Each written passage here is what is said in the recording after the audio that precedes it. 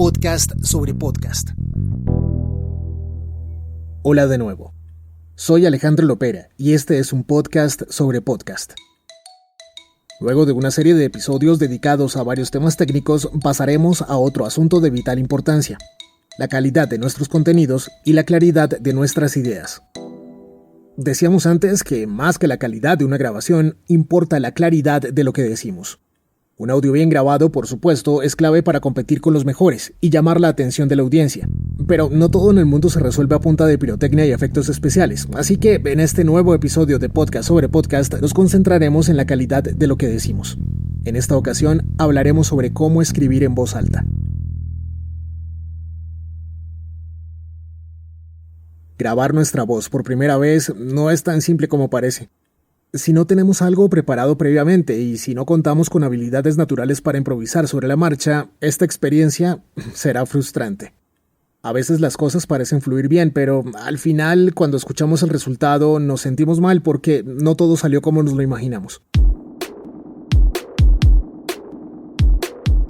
Las personas que hablan con naturalidad ante un micrófono o una cámara se preparan durante años para lograr ese dominio y esa confianza.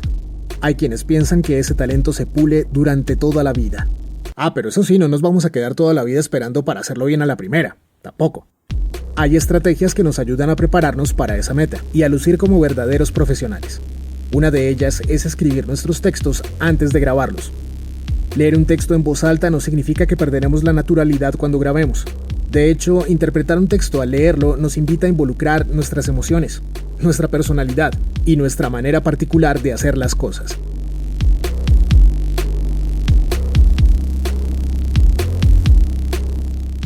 Hay unos cuantos tips que nos ayudarán a leer en voz alta de manera natural.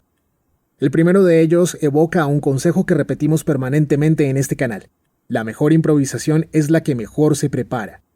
Antes de grabarnos leyendo un texto propio o escrito por alguien más, hay que practicar.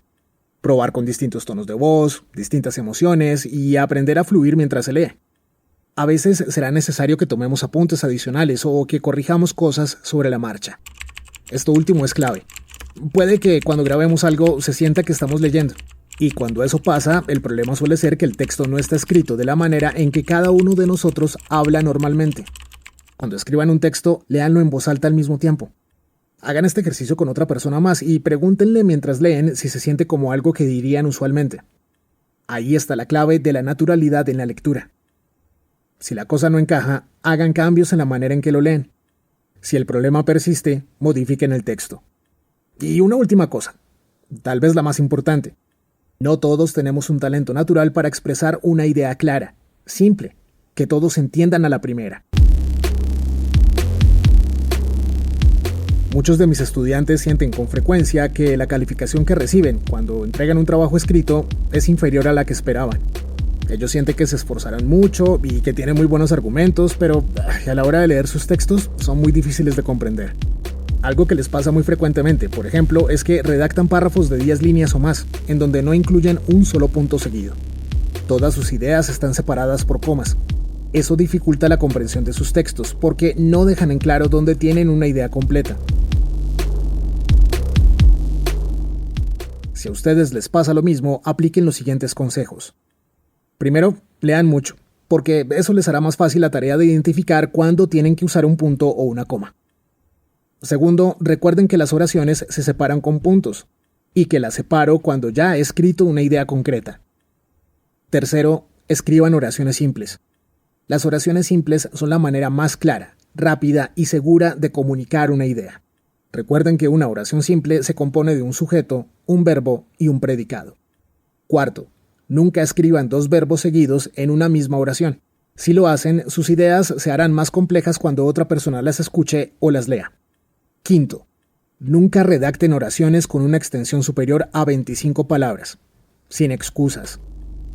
Algunas de estas recomendaciones parecen muy difíciles o complejas. A mí a veces me cuesta trabajo acatarlas. Pero se trata de ser conscientes de lo que hacemos y de prestar atención a todos los detalles. Entre más practiquemos, más fácil nos resultará con el tiempo. Todo se resuelve con persistencia y constancia.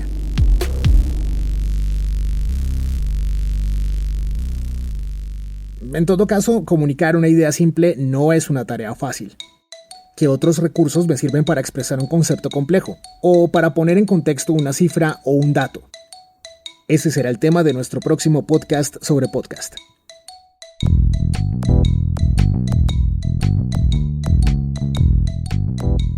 Andrés Sierra es el creador de la melodía que identifica a Podcast sobre Podcast. Si quieren saber más sobre su música, o si buscan a alguien que les enseñe a tocar el bajo, contacten a Andrés en su cuenta de Instagram, @SierraSotoA. Las demás cortinas musicales son de mi autoría. Si quieren saber cuándo publicaremos nuestro próximo episodio, lo único que tienen que hacer es suscribirse a este canal en la plataforma de su preferencia. En algunos casos, se les pedirá que den clic sobre una campana o un botón que activa las notificaciones automáticas. Si consideran que alguno de nuestros episodios les fue útil, agradecemos que los compartan con sus amigos, familiares o compañeros de trabajo, en especial si alguno de ellos les comentó alguna vez que querían hacer un podcast. Para entablar un contacto directo con nosotros, estamos en Facebook e Instagram como @podcast sobre podcast, sin líneas, puntos o espacios. De nuevo, estamos en Facebook e Instagram como @podcast sobre podcast. Yo soy Alejandro Lopera y este fue un podcast sobre podcast, una producción de Fold Them Like a Pro.